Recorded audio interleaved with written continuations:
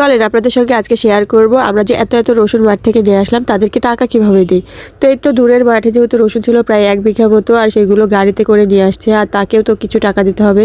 আর 1 বিঘা জমিতে 1000 টাকা করে দিতে হয়। আর যারা এইগুলো তুলছে বা বেঁধেছে আবার গাড়িতে উঠাই দিয়েছে, অনেক কামলা লেগেছে, প্রায় 10 থেকে 12 জন। আর এদেরকে টাকা দিতে হবে। তো রসুনগুলো নামিয়ে নেওয়া হয়েছে। আর এই রসুনগুলো আমি যেগুলো কাটছি সেগুলো হচ্ছে আগের দিনকার রসুন, মানে ঈদের মধ্যে নিয়ে আসা হয়েছিল। এখনও ওই রসুনগুলো ফুরায় নাই, ওইগুলো সমস্তগুলো কেটে নেওয়া হবে। আর গাড়িতে করে যেগুলো নিয়ে আসা হয়েছে ওইগুলো চাতালে উঠাতে হবে।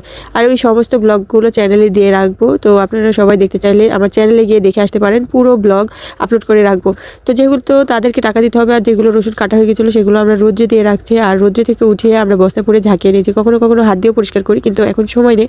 আগামীকালকে যেহেতু হাট, আর সমস্ত কিছু রসুন দিয়ে দিতে হবে। আর এখানে প্রায় 3.5 মনের মতো রসুন আছে, আর সমস্তটাই পরিষ্কার করার পরে ঝেড়ে বস্তা পরে রাখলাম। আগামীকালকে বিক্রির পরে সবাইকে টাকা দিয়ে দিতে হবে।